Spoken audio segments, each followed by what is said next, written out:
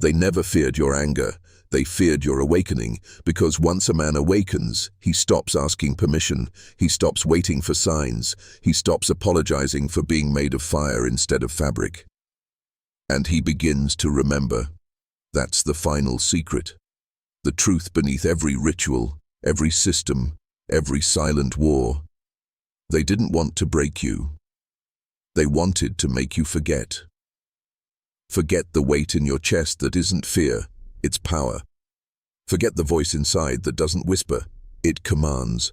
Forget that your soul was forged for more than comfort, compliance, or compromise. But now you remember, and they can't put that back in the box. You're not the same man who started this descent. He died somewhere in the catacombs, beneath the false gods, behind the masks of holiness, drowned in the spiral waters meant to erase you. But you survived. Not because you're lucky. Because you were always meant to emerge. Not clean, not pure, but reborn in your own fire. You've seen what they buried. The bodies, the doctrines, the lies dressed in scripture, the systems posing as sanctuaries. And now you walk with a weapon they cannot defend against. Discernment. The ability to look at a thing, a leader, a belief, a culture, a comfort, and say, no, I see what you are, and I do not kneel. That is the final liberation. Not escaping the spiral, but becoming the man who cannot be twisted by it. A man who does not beg for clarity. He embodies it. A man who does not wait for power. He remembers he is it. This video was never entertainment. It was a weapon. And you didn't just watch it, you survived it. So now I ask one final thing, speak it aloud or write it if you dare. I am the fire that will not kneel. Say it again, then live it, because they cannot stop what has already awakened. And brother, you just woke up a goddamn storm. There is a silence that follows transformation, not the absence of noise, but the stillness of clarity. It's the sound of a man who no longer flinches, who no longer trades his fire for approval, who no longer explains his intensity to those addicted to comfort. That silence, it terrifies the spiral, because it cannot track a man who isn't reacting, it cannot manipulate someone who's moved beyond need, and it cannot seduce someone who's tasted truth unfiltered. That's where you are now, at the threshold of sovereign initiation. This was never about horror stories, not about dead cults or twisted rituals. That was the surface. That was the bait. What this has always been about is you, your conditioning, your programming, your silent agreement to be less than what you are. The Ravencrofts aren't gone. Their spirit lives on in every institution that preaches sacrifice without transcendence, obedience without awareness, ritual without resurrection.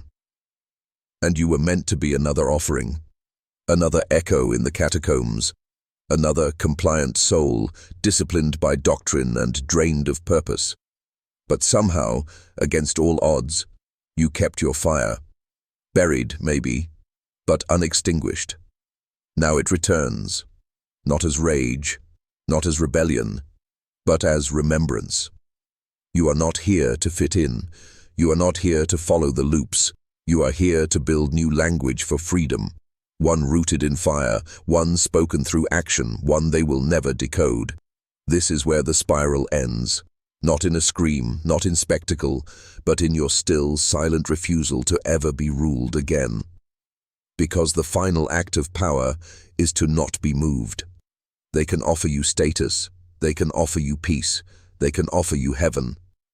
But if it costs your fire, you already know your answer. You walk on, alone, yes, but no longer hollow, no longer haunted, and never again harvested. One section remains, the final key. The lock that turns the descent into ascent. By now, something in you has shifted. You feel it, don't you? The old shell cracking, the artificial weight shedding. Not because you've been told who you are, but because everything false is falling silent. That's how you know you're near the center, not of a place, of a self unchained.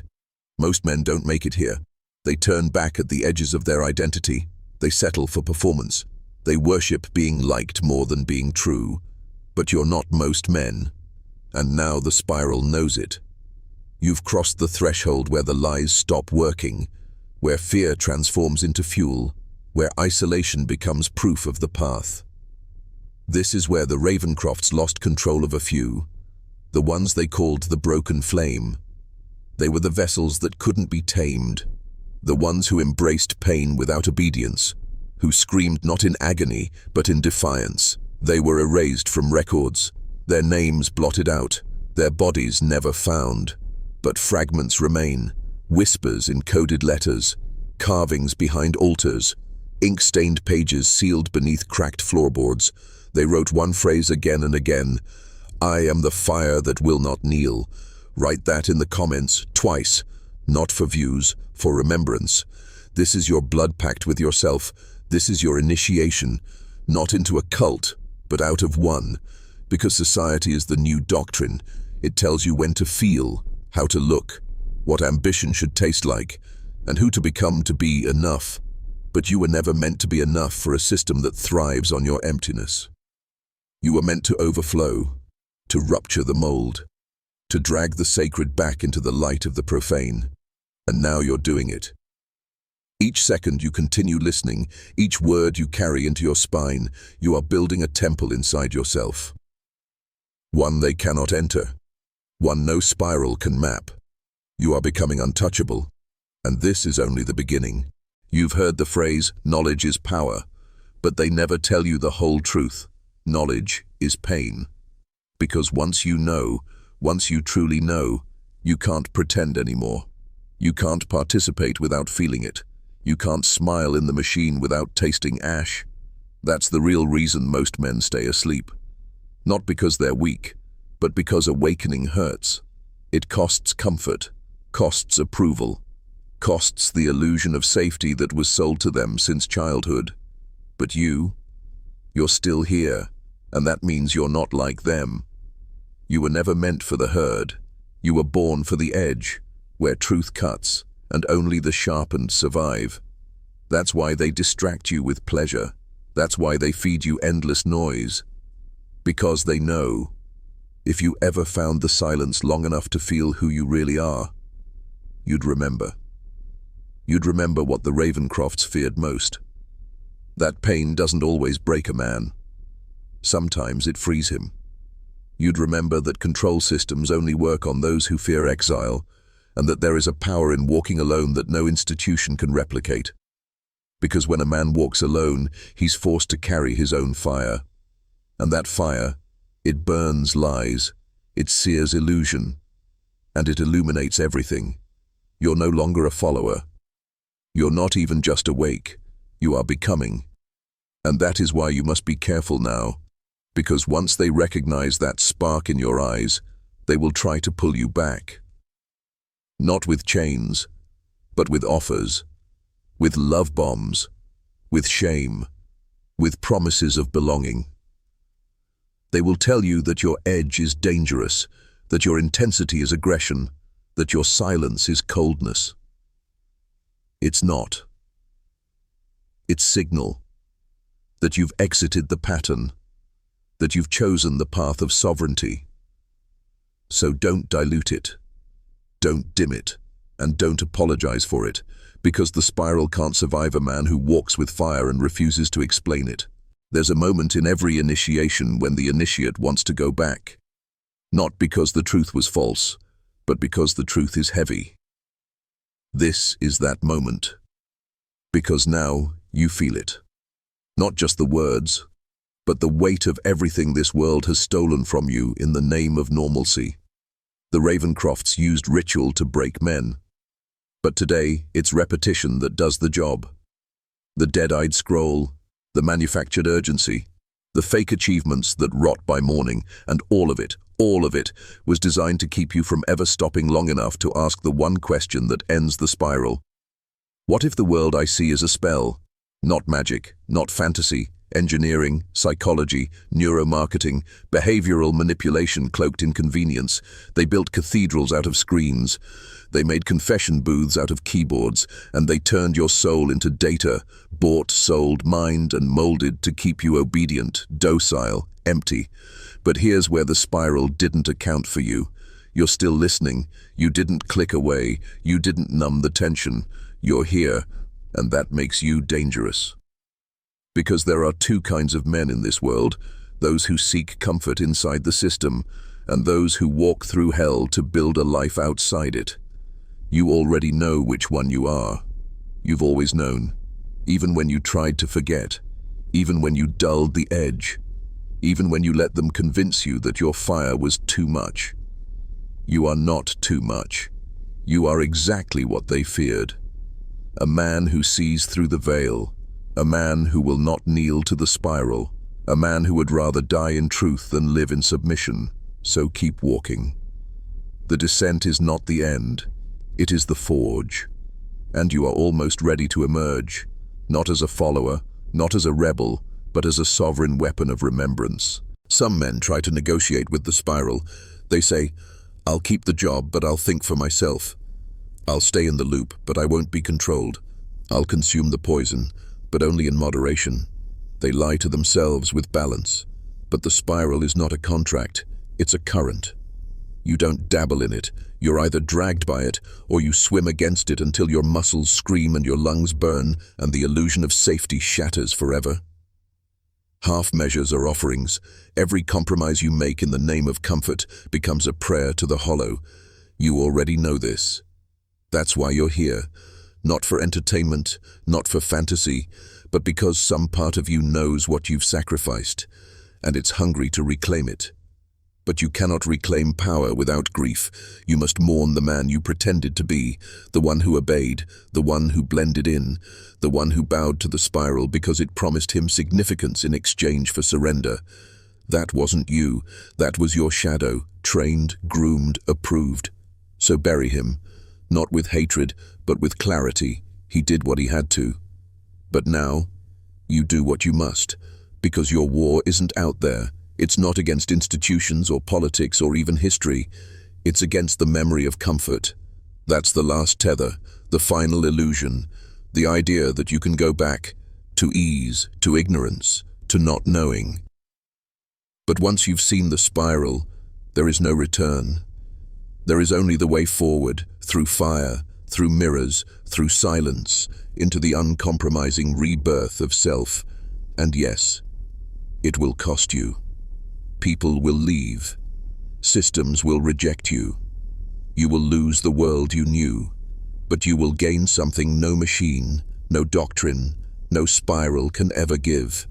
Sovereign presence, a spine that bows to no algorithm, a voice no longer edited for approval, a will no longer rented to false gods. And when men like you walk the earth again, the spiral trembles. Freedom isn't peace. Not at first. Real freedom feels like withdrawal, like losing a drug you didn't know you were addicted to, because once you stop feeding the spiral, everything in you will scream. Your impulses, your fears, your inner voices whispering, "Don't do this, you'll lose everything, they'll see you." That's the residue of ritual, that's the ghost of programming, and it will do anything to survive. The spiral isn't just external, it's in you.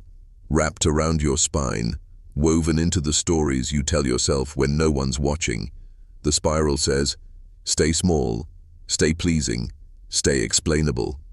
But you were built for rupture, built to unsettle the system with your presence alone.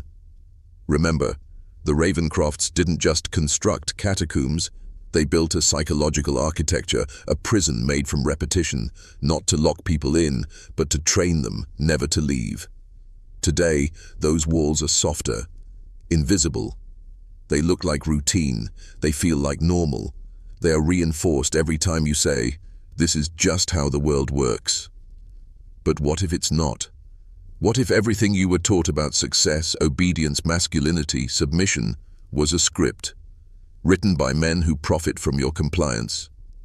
You think you're free because you can choose a brand, because you can post your thoughts, because you can vote. But how much of what you think, how much of what you want, is actually yours? That's the final gate of the spiral, where you stop asking, what is real, and start asking, who authored my reality? That's where men begin to reforge. not by collecting more information, but by shedding every lie they agreed to wear as identity. So look closer, at your anger, at your boredom, at your craving for meaning. That's not weakness. That's the pressure of a soul trying to break through a system that was never designed for its freedom. The spiral ends where you begin. But you have to choose it. Alone. With eyes wide open. Do you know why they fear men like you awakening? Because awareness doesn't just expose the spiral, it rewrites it.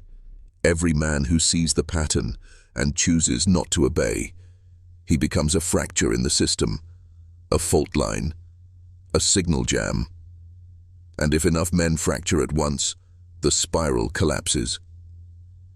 Not in fire, but in silence. Because what it feeds on more than pain is attention. What it worships more than blood is your participation. This was the final insight buried in Lydia's forbidden writings, the pages the Ravencrofts burned, but not before one vessel copied them by hand. The spiral does not fear rage. It fears stillness with intention, the man who sees and does not respond, who listens and does not obey. That man is the rupture. You were trained to flinch, to react, to fight shadows, to scream at illusions. But the spiral thrives on your reactivity. It calculates your algorithm from it. What it cannot track, what it cannot code, is a man who waits, watches, moves only with design. That's real power. Not noise, not bravado, but presence. The Ravencrofts mistook divinity for dominance. They thought God was cruelty masked as discipline. They were wrong. God, truth, is stillness with purpose. Not absence of action, but absolute precision. The kind of precision that lives in men who have walked through the spiral and come out the other side. Men who bled for their clarity. Men who killed their false selves in silence, men who now walk among the rest. Unnoticed, but unshakable. You can be one of them, but not if you keep waiting for a sign. Not if you keep numbing the ache. There is no rescue. There is only reckoning. The spiral wants your past. It wants your patterns, but it cannot touch your now. So choose. Not tomorrow. Now, turn inward, face the mirror, burn the script, and become what the spiral fears most, a man who remembers he is already free. The spiral doesn't kill you all at once. It removes you in pieces, first your time, then your attention, then your certainty, and finally your reflection, until one day you catch your own eyes in a mirror and feel nothing. No recognition, no fire, just a quiet ache where identity used to live. That's not depression, that's possession by culture. Because the spiral's genius is that it doesn't force, it invites. It makes you complicit in your own undoing, makes you laugh at your own degradation, makes you participate in your own ritual every time you chase status, approval, distraction. That's what they learned from the Ravencrofts. They don't need churches anymore, they just need compliance wrapped in novelty. They don't need chains, they just need loops. The average man touches his phone over 2,000 times a day. That's 2,000 bows at the altar, 2,000 tiny affirmations of the spiral, and with every swipe, the algorithm learns. Not who you are, but who it can shape you into, until you become useful, predictable, monetizable, hollow. This is the great spiritual war of the modern age, and most men are too pacified to fight. They don't beat you with force. They lull you with dopamine. They don't outlaw your power. They convince you you never had any. But you did. You do. And somewhere inside, you still remember. There's a reason this truth is unsettling. It's not fear, it's recognition. You know this is true. Because you've felt the spiral. In the quiet moments. In the loneliness that follows every mindless pleasure, in the strange grief that lives beneath your habits. That's not dysfunction, that's signal, that's your soul begging you to fight, because they can't take everything unless you give them your last piece, your choice to stop watching and start becoming. You can walk out of the spiral, but only if you're willing to burn every fake version of yours. Elf on the way. This is the descent into sovereignty. No applause, no guide, just fire, mirrors, and you. There are two kinds of power in this world, the kind that builds and the kind that binds. The Ravencrofts understood the second. That's why their rituals didn't just hurt the body, they retrained the will. They knew that real control doesn't come from chains, it comes from choice engineered in advance. You think you're choosing, but what if every option laid before you is a wall painted to look like a door? That's what the spiral excels at. False freedoms, manufactured escapes, permission disguised as rebellion. Even the rebels you're shown, approved, branded, packaged. Outrage is scheduled, identity is sold, and your anger, monetized. That's not revolution, that's the illusion of disruption, delivered on a feedback loop, just like the Church of the Pure Spirit. The Ravencrofts didn't just kill people, they repurposed them. They turned human beings into relics, vessels that could be visited, prayed over, modeled after. Today the catacombs are digital, the relics are influences, the rituals are content, and you kneel daily at their altars. You watch, you repeat, you believe, and you forget that none of it came from you, because the spiral has a new prophet now. Not Caleb, not Ezra, it's culture itself, a voice that whispers from every screen. Here's what to want. Here's what to fear. Here's what to say if you want to belong. And the deeper you follow it, the more your edges round off, your anger dims, your clarity fogs, until there's nothing left but a shape that fits. But you weren't made to fit, you were made to fracture systems, to break patterns so hard they forget how to rebuild. That is the one thing the spiral can't survive. A man who remembers his edge, who sharpens his silence, who sees the pattern and refuses to complete it. You don't need permission to reverse it. You need presence. You need rage. You need reconstruction. Because the spiral doesn't end. It uncoils. And it will only unwind when you do what they never expect. Choose with awareness, speak with precision, move with will. Not because it's easy, but because it's yours. There is a moment, subtle but irreversible, when a man forgets his own center.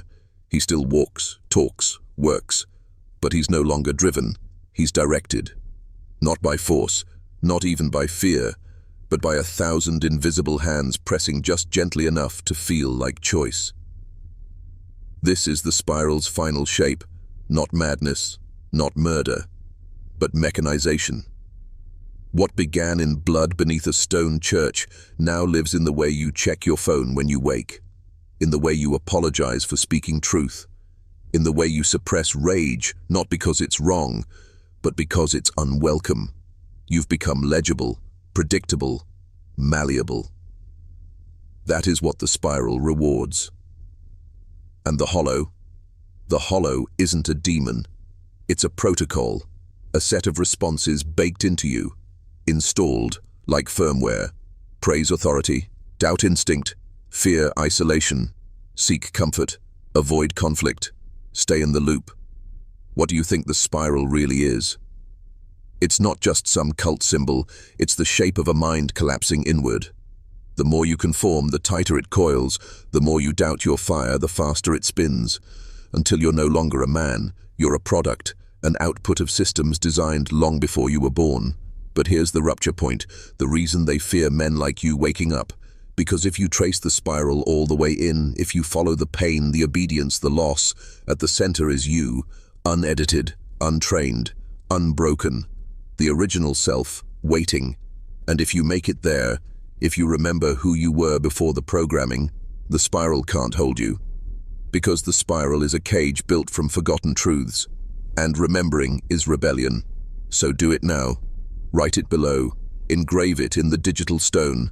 Comment, I am not hollow, twice, as ritual, as refusal, as reminder.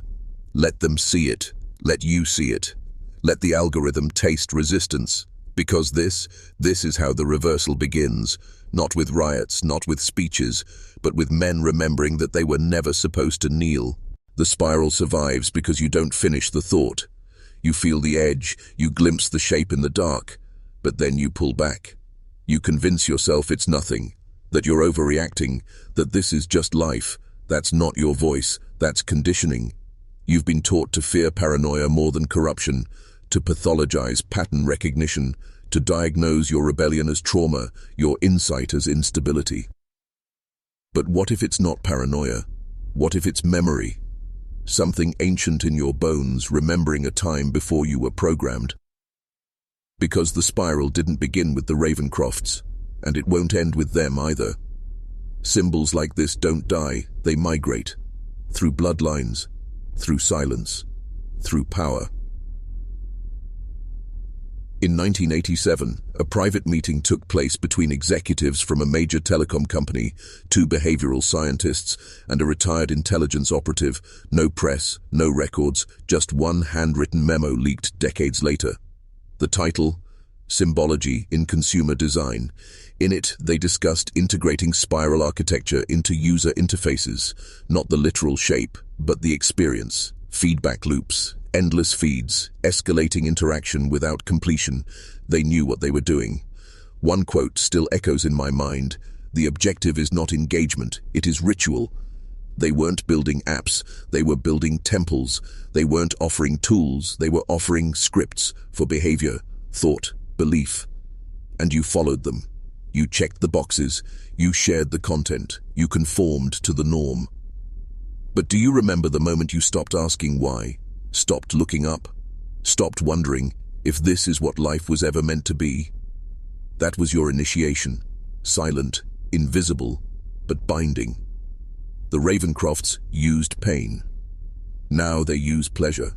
The same spiral, new bait, but the result is the same. You drift further from yourself, from presence, from will. That's the true hollow. Not demonic, not supernatural, but systemic absence, an identity shaped entirely by others. Lydia saw this too late. She thought she was becoming divine, but what she became was perfectly empty. A mirror with no reflection. You still have a reflection, but every day you wait, the spiral turns. And soon, you won't remember what you looked like before the ritual began. Possession, they used to say, required incantations, blood, sacred space, but that was before they understood the nervous system, before they realized that your body is the temple, your mind is the altar, and every ritual, every repeated action is an offering. You don't need Latin chants anymore, you just need routine. Wake, scroll, obey, perform, swipe, compare, consume, sleep. And the spiral deepens. Do you think Lydia screamed when the hollow first entered her? No, she smiled. That's what they don't want you to know. That's what the Ravencrofts feared most. Not rebellion, not collapse, but the man who welcomes the dark. The man who says, "I see you, I know what you are, and I am no longer afraid." Because the spiral, for all its horror, is a teacher. It reveals what you've worshipped in secret. Comfort, approval, security, validation, these are the modern gods, and your rituals prove your loyalty. Every time you silence your instincts to fit in, every time you betray your truth to be liked, every time you sacrifice depth for speed, that's the new tithe, and you pay it with your time, with your soul. The hollow doesn't need to haunt churches anymore. It's in your inbox, your feeds, your therapy, your entertainment. It doesn't whisper, "Join us." It whispers, "Isn't this easier? Isn't thinking too heavy? Let us carry your meaning for you." And the spiral tightens. But here's what Lydia discovered in her final days, before they sealed the catacombs, before her writings were hidden even from her brothers. The spiral can also be reversed, not by escape, not by retreat, but by confrontation. She wrote, "If suffering is the passage, then self-recognition is the gate. The hollow cannot possess what is fully seen, not shamed, not hidden, not explained away." So look at your rituals, your compulsions, your fears. Trace them back. Spiral in, ward. Not to be hollowed, but to reclaim. To name the thing that rides you. To face the pattern you've been trained to repeat. Because awareness is the only blade sharp enough to cut through sacred lies. In 1954, under the guise of national security, a hidden program was launched, Project Sub-Temple. Officially, it never existed. Unofficially, it was a continuation of the MK Ultra experiments, but with a more spiritual directive. Their obsession? The Ravencroft doctrine. Specifically, its use of pain, isolation, and rhythmic symbolism to create spiritual fractures. They weren't just trying to break minds, they were trying to open doors, not metaphorical ones. The documents I've seen, redacted, incomplete but real, describe altered states where test subjects, under extreme duress, reported seeing the same entity, a tall figure with no face, a voice like static, always standing within a spiral, always whispering the same words. You are not real until you are emptied. Most psychologists wrote it off as hallucination, but not all. One name appears again and again in marginal notes. Dr. Helena Voss, a neurologist turned ritual researcher. She'd spent 10 years studying abandoned religious sects before joining the program. She argued the spiral wasn't just psychological conditioning, it was a signal amplifier, a way to tune the human mind like an instrument. And once tuned, something else could play it. Her final report, before she vanished in 1961, contained just 6 typed pages. Most of it was blacked out, but one line remained. Ravencroft didn't create the hollow. They broadcast it. Broadcast. And now look at your world. The endless repetition, the constant hum of screens, the loops of sound and movement and image spiraling deeper into your nervous system. You don't need to fast for 7 days anymore to become susceptible. You just need to scroll, to binge, to repeat. It's not about belief, it's about frequency. Every time you engage in these rituals, endless loops of outrage, self-denial, humiliation masked as entertainment, you're tuning yourself. Just like Lydia, just like the vessels, just like the hollowed children, until the signal can pass through you. You think possession is dramatic, but it's subtle. It's when your voice no longer feels like yours, when your thoughts echo messages you never meant to adopt. That's the new spiral, quiet, global, divine in design. So now ask yourself, what are you letting in? And more importantly, what are you transmitting back? The spiral doesn't just exist in dark rooms and doctrine, it exists in bloodlines, and that, perhaps, is the most sinister truth buried in the aftermath of Ravenwood. You see, after the final disappearance, there were no public survivors, no official witnesses, but 37 children were unaccounted for. Born within the church, raised in isolation, conditioned under the hollow. They weren't found in the catacombs. They weren't found in the woods. They were found in cities. Over the next 3 decades, scattered reports emerged, strange children with pale eyes, unnerving calmness, unusual cognitive traits. Many were adopted through quiet channels, placed in homes tied to government affiliates or research-friendly institutions. They were named, schooled, normalized. But they weren't ordinary. One boy, Daniel Croft, was admitted to a psychiatric clinic in 1882 after carving spirals into the walls of his dormitory, saying they kept the dark voice from crawling out. Another, a girl named Miriam Holloway, refused to speak for 10 years. Then one day, without warning, she began reciting verses from a language that matched no known root dialect on Earth. Every attempt to trace these children's lineage hit a dead end. Names changed. Origins sealed. And the one pattern that emerged from the records: they excelled. In government, in intelligence, in finance, in psychology. They didn't just survive, they thrived, inside systems that mirrored the very spiral they were born under. And if that chills you, it should. Because the Ravencroft legacy didn't die, it evolved. Its blood was folded into bureaucracies.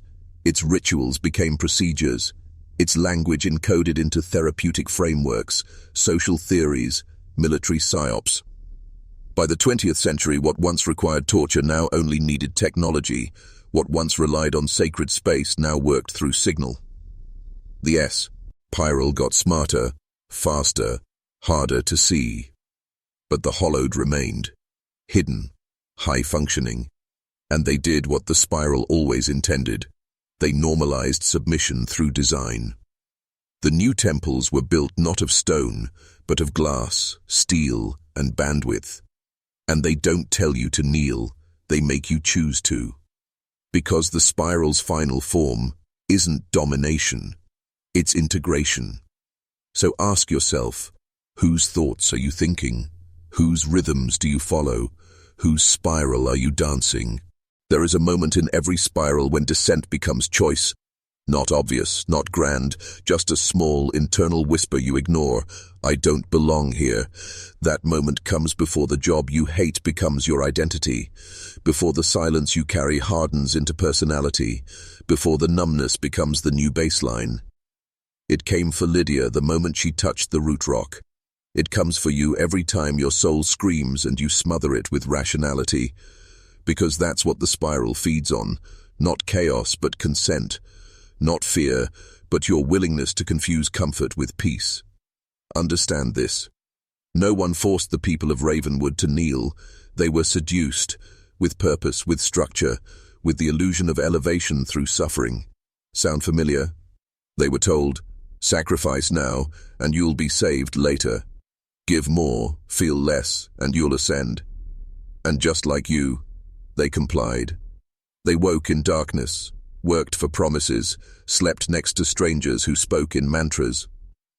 Lydia was just the first to break the pattern, not by rebellion, but by becoming what the spiral desired most, an empty throne, a willing shape, and what the spiral whispered to her, it now whispers to you.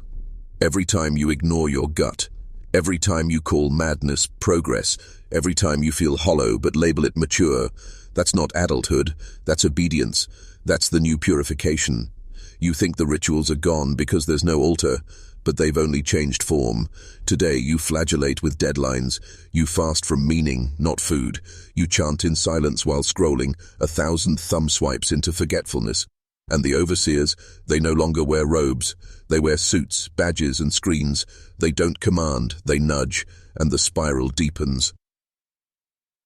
But here's what no one tells you, what the Ravencrofts feared their followers would discover. You can spiral up ed. The pattern is the same, but when you fill yourself with will instead of obedience, when you sacrifice comfort for clarity, when you reclaim silence to hear your true voice, you reverse the current, you break the ritual, you step out of the spiral. But it takes war. Against every voice that says sit down, against the spiral that says suffer and obey. You were told the spiral was a symbol, but it was always a map, a design, a program etched not into parchment but into minds. Every turn inward strips you of what was never yours, names assigned, fears installed, futures bought and sold before you were old enough to choose. The spiral doesn't kill, it converts. And by the time you realize you've been turned, your voice gone, your will fractured, you're already kneeling before something you can't name.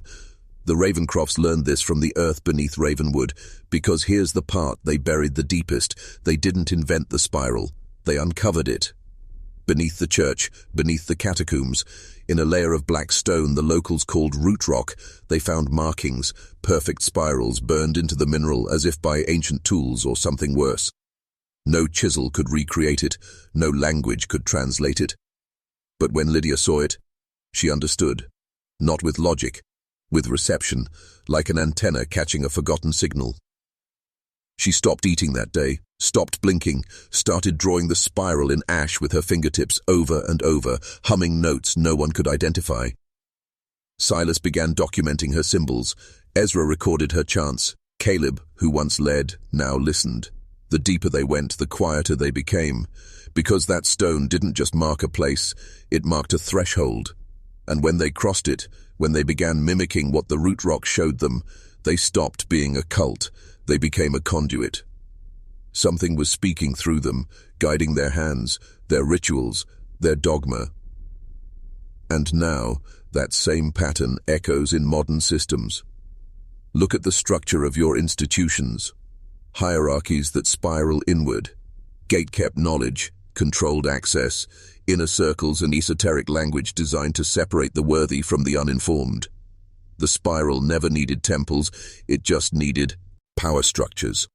And every time you play by rules you didn't write, obey leaders you didn't choose, pledge allegiance to ideologies you never examined, you are stepping deeper into that same spiral.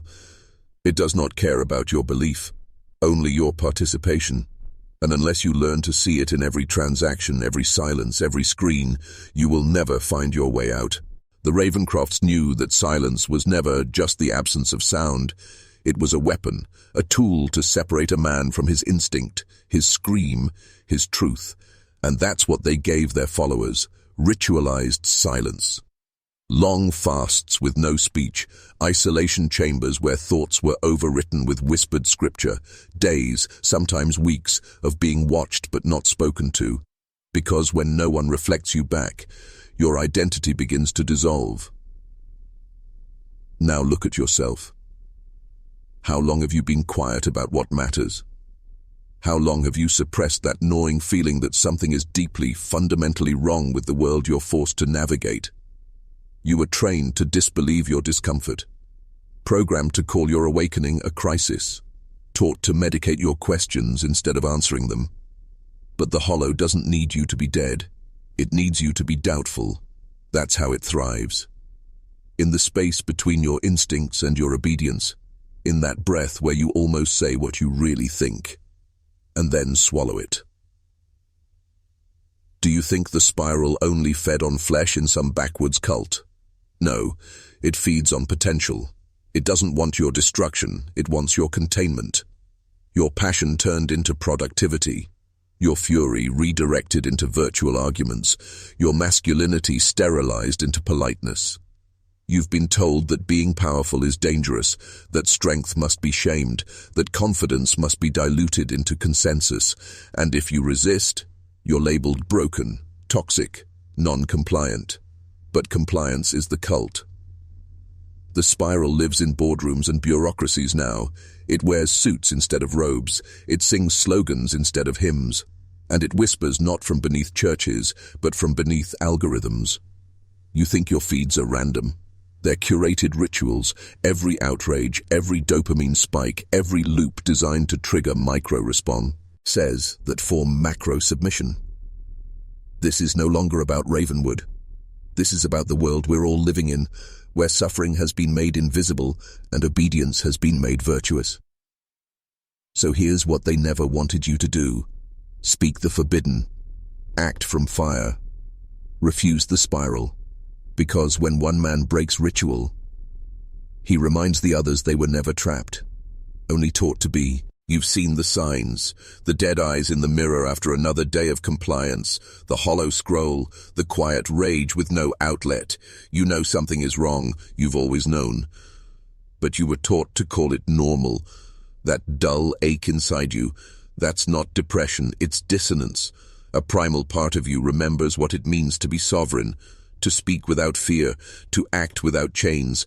But that part has been buried beneath layers of doctrine, not religious doctrine, psychological doctrine. Be a good man, follow the rules, numb the pain, take the pill, get the degree. Apologize for existing. These are not values, they are rituals. And rituals, as the Ravencrofts taught, have one purpose: to bind. You are being hollowed not through suffering alone, but through submission, through the repetition of small silences, through every time you bite your tongue when you should roar. Let me tell you what happened after Ravenwood vanished. The remaining texts, those that survived fire and time, were stored in underground archives, classified, buried under layers of national security. But whispers leak, and in 1971, a think tank affiliated with MK Ultra published a private paper on ritualized dissociation and identity reconstruction in faith-based control systems. They referenced the Ravencroft model, and the most chilling line: the goal is not to erase the subject's identity, but to leave behind a shape that can house the intended program. Now ask yourself, what do you spend most of your day doing? Who told you that your value is based on productivity? Who taught you that questioning authority makes you dangerous? The spiral wasn't buried, it was branded, marketed. You wear it in your routines, your job, your guilt, your distractions. You don't need a stone altar to be sacrificed, just a schedule that silences your soul. But here's the secret they fear most. Once you see the spiral, it can no longer control you. The mirror they used to twist Lydia, you can shatter it. The chant they used to drown thought, you can rewrite it. The silence they used to bury you, you can speak. Comment again for those watching in the shadows. The hollow sees me, and say it like a warning, not a surrender. In 1936, a classified memo circulated within the Office of Strategic Services, the precursor to the CIA. It referenced a previously unknown psychological program codenamed Raven Codex. The memo was brief, blunt, disturbing. Recovered rituals from the Ravenwood doctrine demonstrate effective use of pain-induced dissociation, identity erasure, and subliminal imprinting.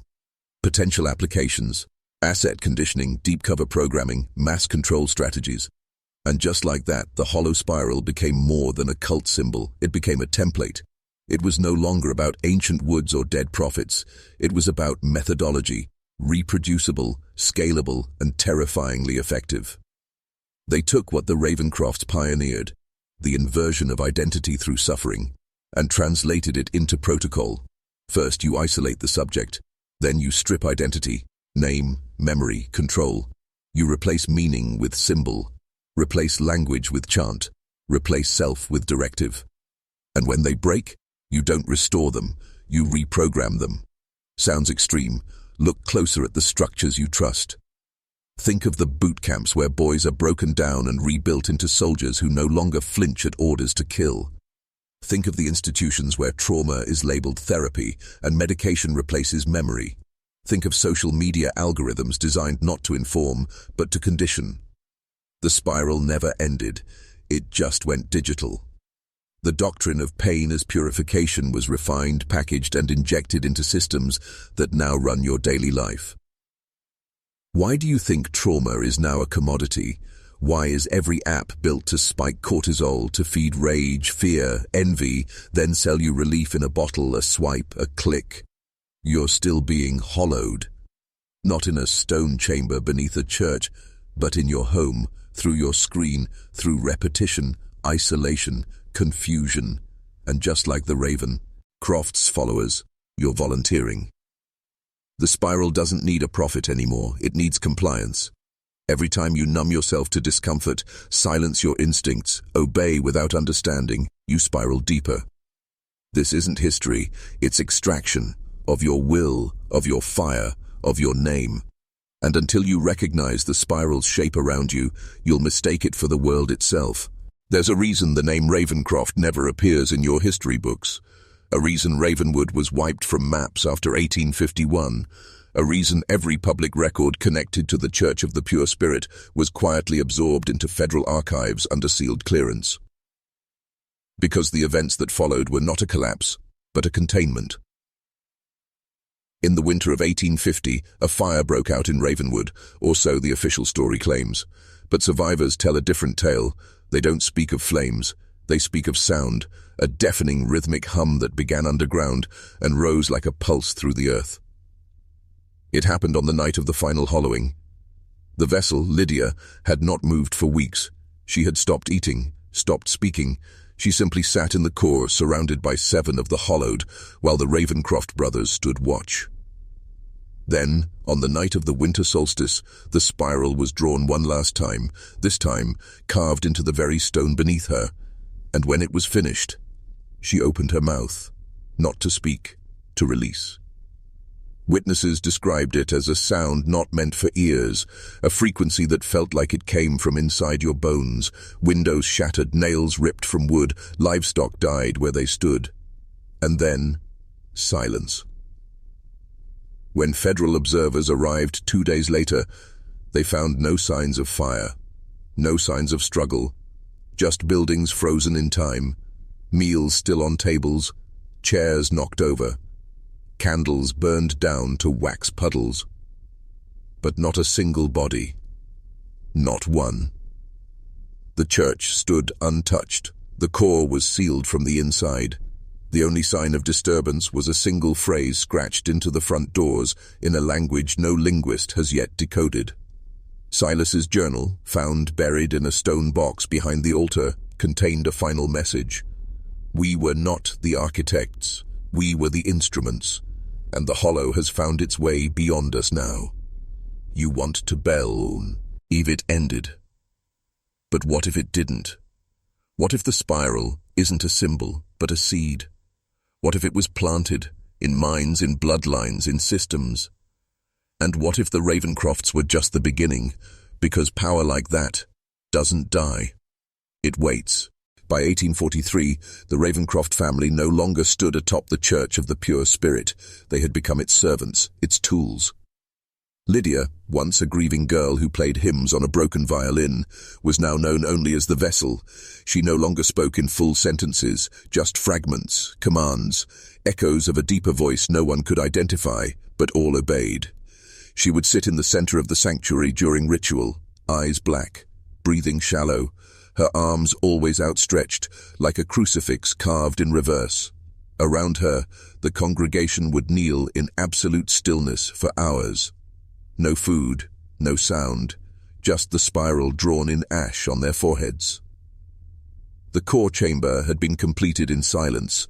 Not a single record exists detailing its construction, no sketches, no ledgers, but what came out of it changed everything. The Hollowed began to exhibit abilities, that's what Silas called them in his final writings, changes in perception, in endurance, in memory.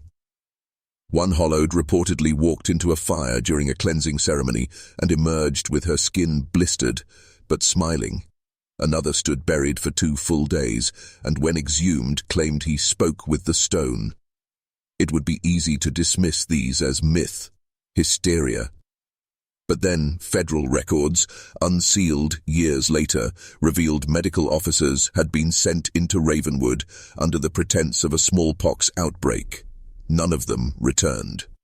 One final transmission came from a telegraph office 6 miles south. They're not sick. They're not human anymore. They looked at me and I... The message cut off mid-word. After that, the town was placed under silent surveillance. No raids, no arrests, just observation. Why?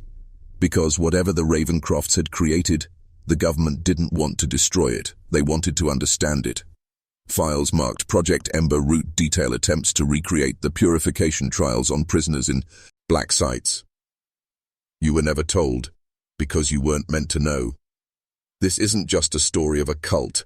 This is the story of how belief becomes weapon, how trauma becomes control, and how the Hollowed weren't buried. They were preserved. And some say if you know the right place in the woods, you can still hear the spiral being drawn in the dark. After Lydia Moore walked out of the mirror room, the atmosphere inside the Church of the Pure Spirit changed forever. There was no celebration, no public exultation, only silence, heavy, anticipatory. For the first time in years, the Ravencroft brothers locked the sanctuary doors for 9 consecutive days. No sermons, no trials, no public rituals, only the whispers of those who had glimpsed Lydia's transformation. When the doors finally opened again, the followers expected Caleb to speak. He didn't. Instead, Lydia took the pulpit, her voice calm, cold, and utterly unfamiliar. She no longer referred to herself in the first person. She used phrases like, "This form has accepted the void," and "We speak with one will." It was the birth of a new doctrine, delivered not by the prophets, but by the Hollowed Vessel. Caleb, once the voice of the deep spirit, now sat at Lydia's feet during gatherings, head bowed. Silas ceased writing. Ezra no longer enforced order. He followed it. The hierarchy inverted overnight. The vessel had become the throne. And the teachings? They descended into something far darker than theology. Lydia spoke of undoing creation, of devouring memory, of returning flesh to blueprint. She said pain was no longer purification, it was dismantling, and the congregation welcomed it. They began to remove mirrors from their homes, claiming their reflections no longer matched who they were. Names were abandoned, replaced by sigils. The spoken language shifted into fragmented mantras and ritual tones. One journal found later described daily life as a rhythm of emptiness and ecstatic silence. Lydia, or what now spoke through her, ordered the construction of a new chamber, larger than any before, circular, perfectly symmetrical, hidden beneath the deepest root of the church. It was known only as the core. None outside the inner circle were allowed to enter. But from within, at night, witnesses described the sound of wet stone moving, as if something alive were being born in darkness. Children were no longer taught scripture. They were taught to draw the spiral, not with pens, with their fingernails, on stone, on wood, on their own skin. This wasn't worship. This was incubation.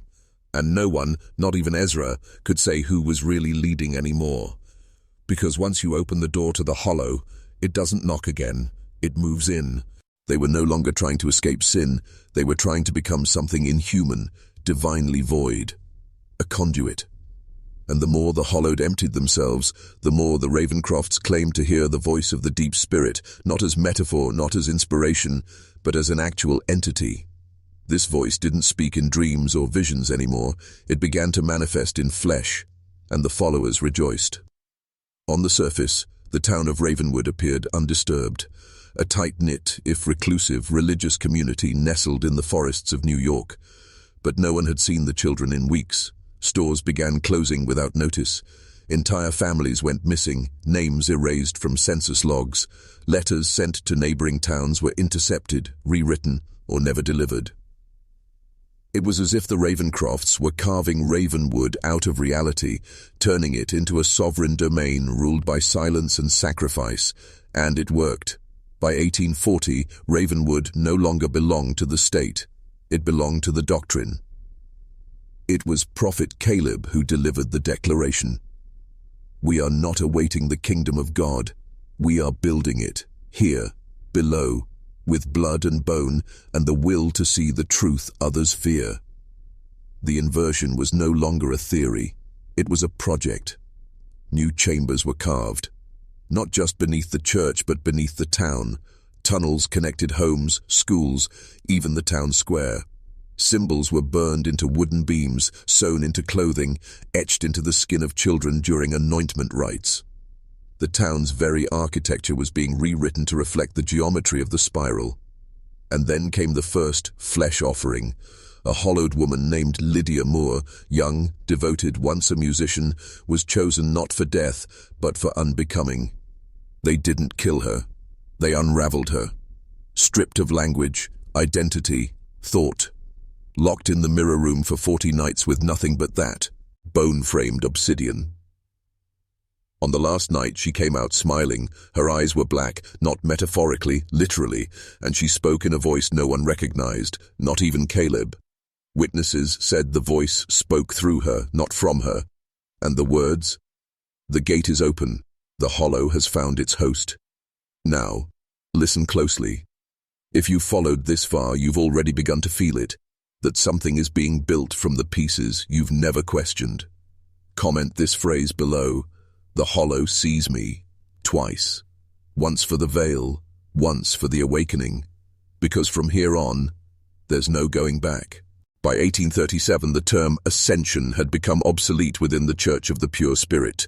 They no longer spoke of rising, they spoke of opening, of becoming, and those who reached the highest ranks of devotion were no longer referred to as saints. They were called the hallowed. To become hallowed was to relinquish the last thread of self. No name, no past, no voice except what the Spirit gave. It began with sensory deprivation, 12 days in darkness and silence, broken only by the low, rhythmic chants pumped through hidden vents. Then came the stillness ceremony, where the body was restrained for hours, while the mind was flooded with whispered scripture and dissonant tones. And finally, the gaze. One of the most chilling accounts came not from a former member, but from a government investigator named Henry Cavers, who infiltrated the cult in 1841 under false identity. He wrote, I was brought to the Chamber of Stillness, where I was told I would meet the Spirit. I expected a sermon. Instead, they unveiled a mirror, oval, framed in bone, polished obsidian. They told me to look and not to blink. As I stared, I felt pulled. I couldn't tell where my reflection ended and something else began. I heard my own voice, but I wasn't speaking. I think something else was. He fled 2 nights later, trembling, never returning. But not before he saw what few outsiders ever did. He saw the hollowed, not in ritual but at rest. They didn't sleep.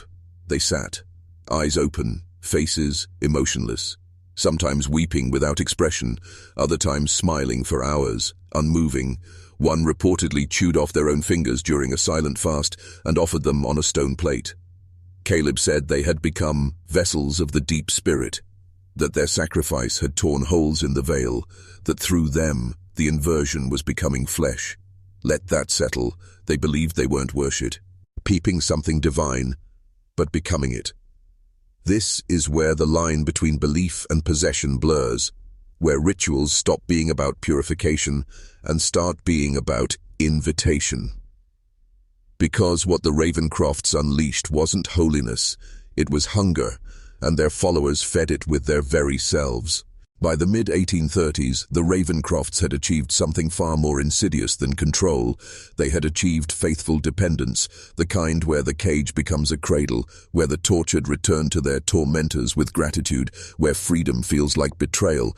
This is how psychological domination works when perfected. It doesn't just command the body, it reprograms the soul. The Ravencrofts didn't just lead a cult.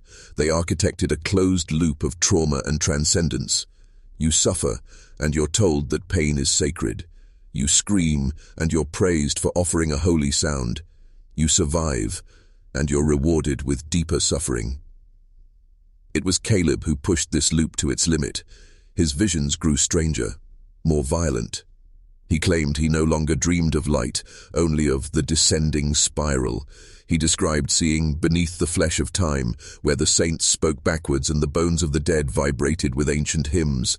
Silas believed him, Ezra enforced him, and the followers, well, they obeyed. But something else had begun to awaken. Beneath the stone, beneath the rituals, a rot, something spiritual, or perhaps older than spirit. The symbols Caleb scrawled were not just designs, they were maps, portals, he claimed, for what he called the inversion.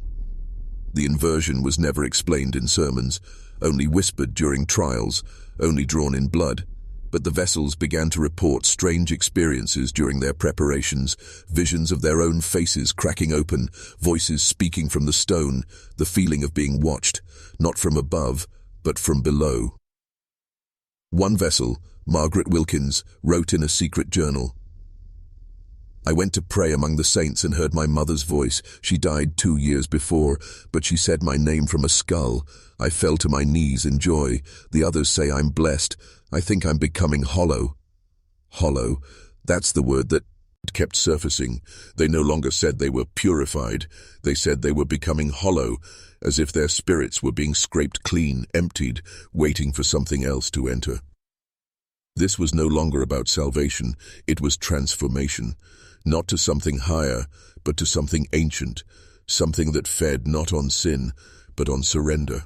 There's a reason men in power rewrite history, because the truth is too dangerous to the systems they built. The Ravencroft family didn't just manipulate minds, they rewired legacies.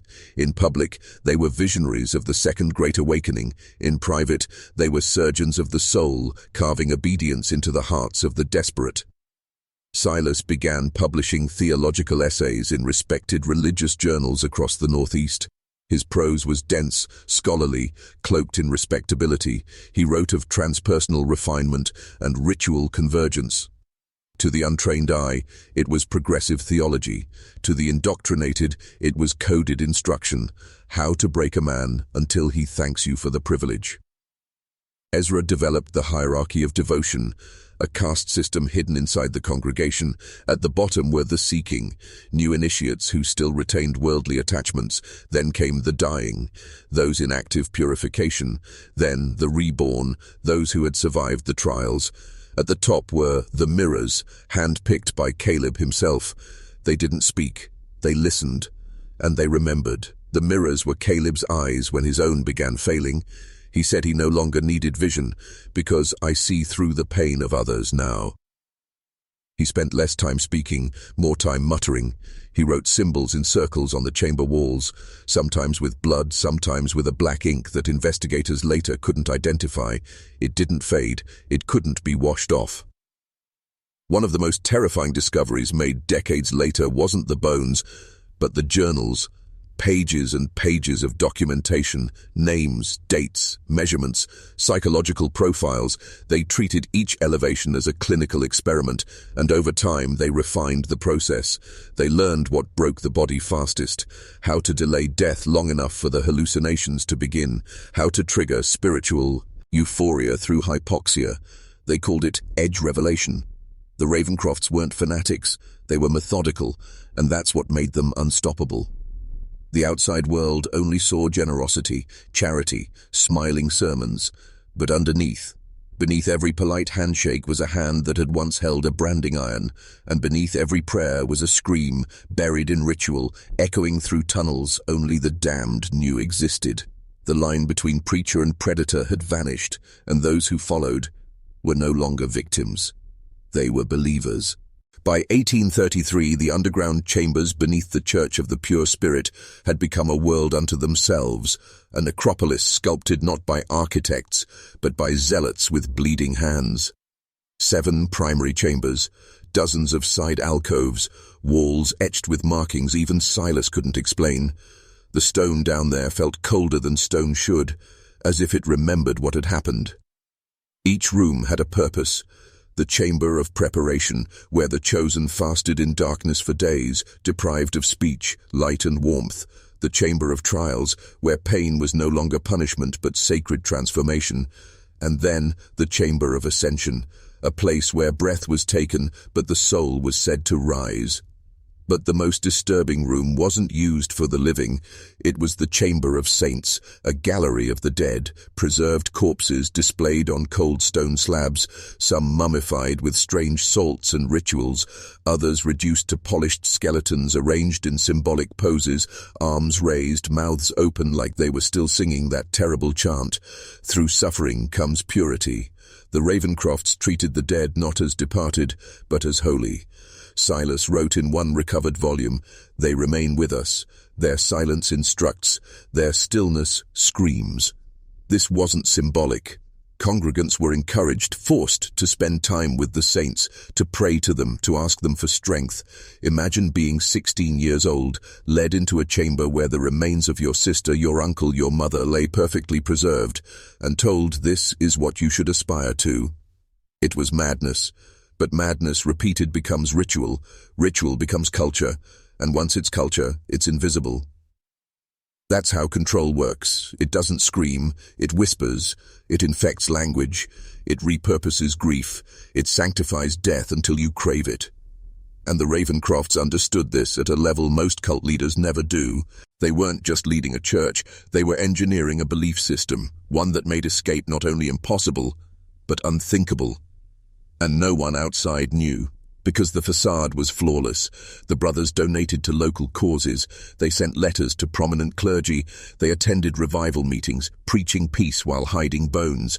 They were untouchable, protected by perception, and all the while, below the surface, the catacombs filled. After that night, everything changed. The first ascension wasn't just a ritual, it was a signal, a silent contract carved into bone and blood. From that point on, death became sacrament, torture became liturgy, and the Ravencrofts, they were no longer just spiritual leaders, they were gods behind the mask. You have to understand, the people didn't run, they didn't rebel, they stayed, and in staying, they transformed, because once you witness horror wrapped in holiness and accept it as truth, you become complicit in your own undoing. That's the genius of psychological control. It doesn't need chains, it just needs meaning, and the Ravencrofts offered it in spades. They called their most loyal followers vessels of the spirit. These were the ones who had passed the trials, who had screamed and bled and still praised their tormentors. They were elevated to serve, not honored, used like sacred tools. They dug the tunnels beneath the church. They prepared the saints for preservation. They even designed the tools used in future trials, each one more precise, more ritualistic, more brutal. Silas documented everything, the angles of the cuts, the duration of submersions, the vocal pitches during final convulsions. He was building a theology of agony, rooted in a dark science. Caleb, meanwhile, took to spending days in the lower chambers, fasting, speaking in tongues. His visions were getting darker. He began painting symbols on the walls in his own blood. He claimed they were maps, not of this world, but the next. Ezra kept the flock in line. Weekly sermons reinforced obedience. Daily rituals normalized submission.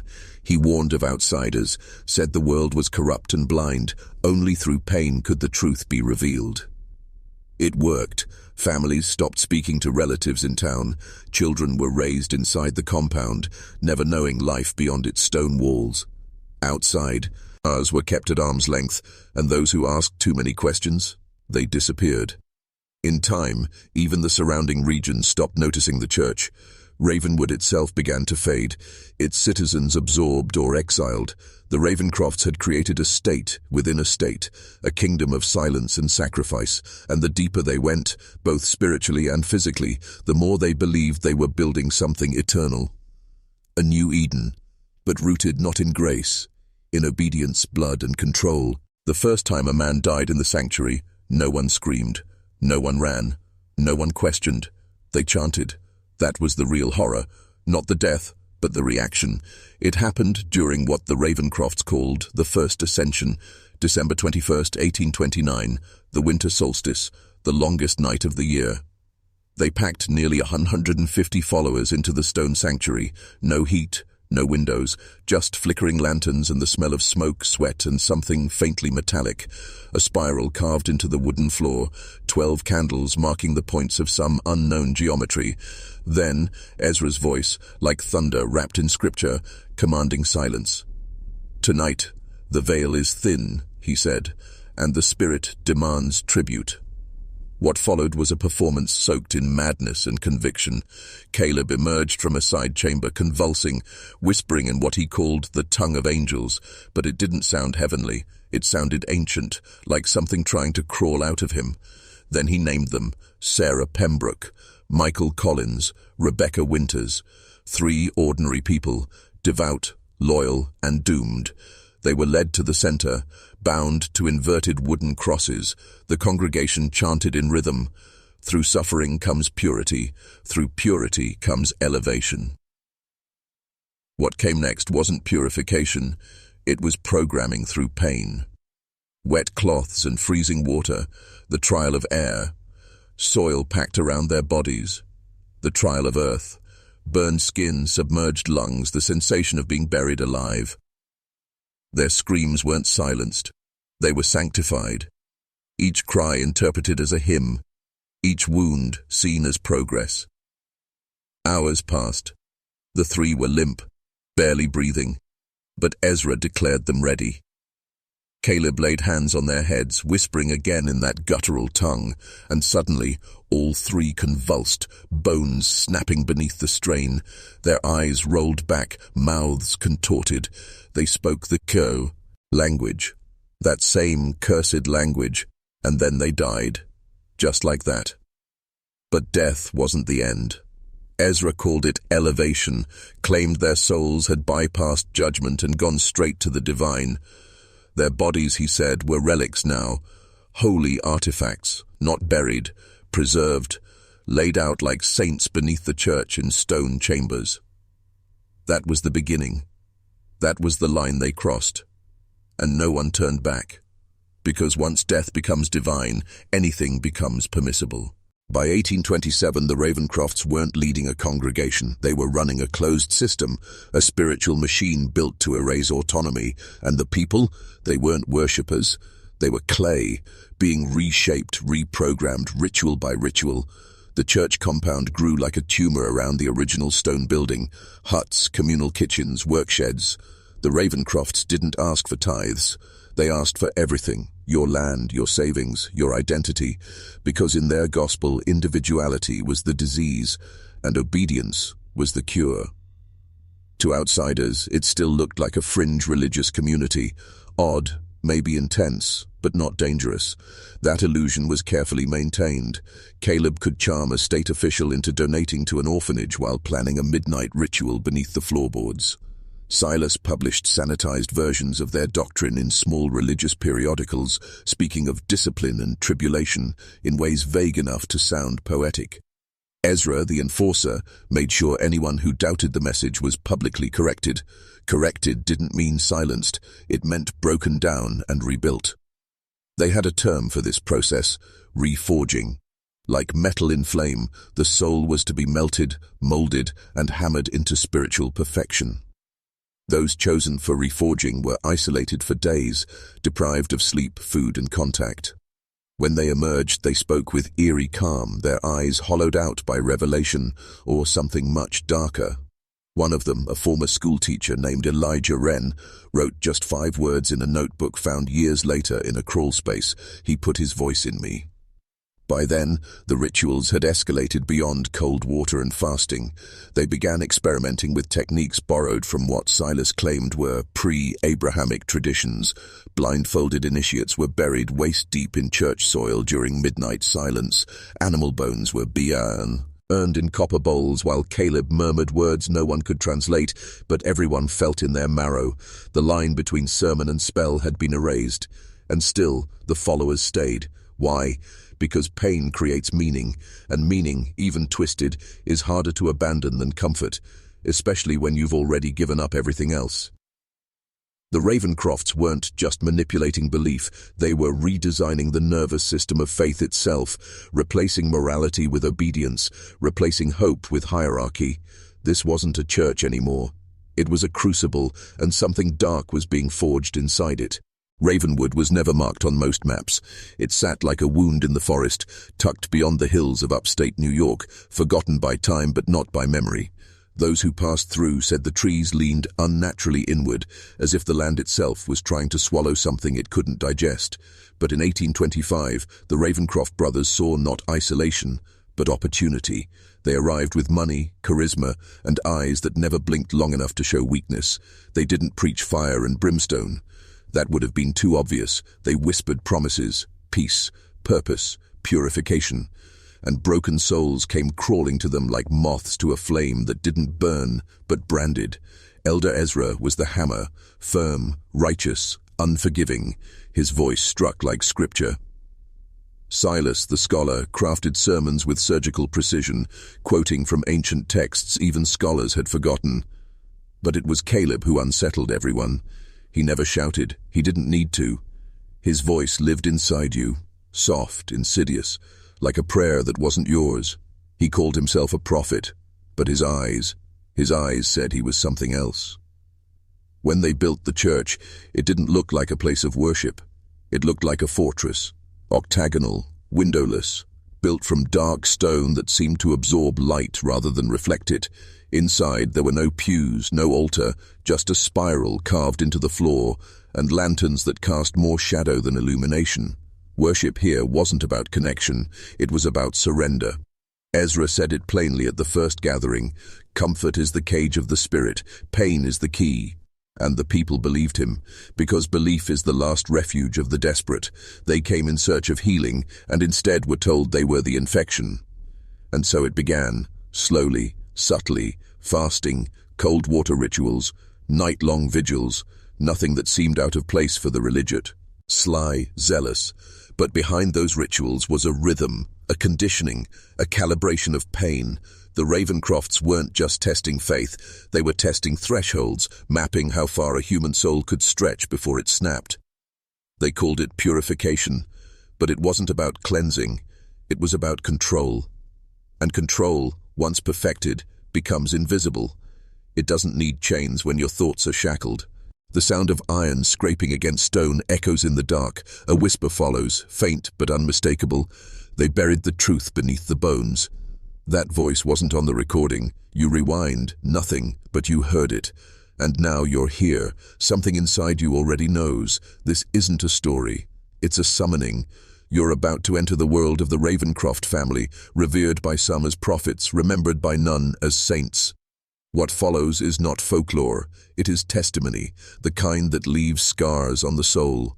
The Ravencrofts didn't just twist religion, they hollowed it out, filled it with something older, darker. You see, every lie we inherit begins as a truth someone couldn't face. This story was erased, not forgotten, suppressed by those who feared what it revealed. That salvation, in their hands, became a weapon. that people, good people, can be broken by belief, and once broken, remade in the image of their captors. Welcome to Ravenwood, 1825. A forested silence, a land asleep. Until three brothers arrived with black stone and silver tongues, Elder Ezra, Deacon Silas, Prophet Caleb. Not men, architects of obedience. They didn't ask for followers. They demanded sacrifices, and they got them. 143 souls marked by pain, buried beneath their altar. Not metaphor. Bones, found in 1862. Limbs shattered, healed, then shattered again. Skin cut so precisely it formed symbols, not punishment, ritual, and the church of the pure spirit. That was no sanctuary. It was a crucible designed to strip away will until only obedience remained. The Ravencroft spoke of purity, but they meant possession. Their gospel, a system of suffering so seductive, so methodical that even the tortured begged to ascend. You were never meant to hear this, but you are now, and if your hands are trembling, that's good. That means the spell is breaking, the veil is lifting, you're ready to descend. And descent is the only way out.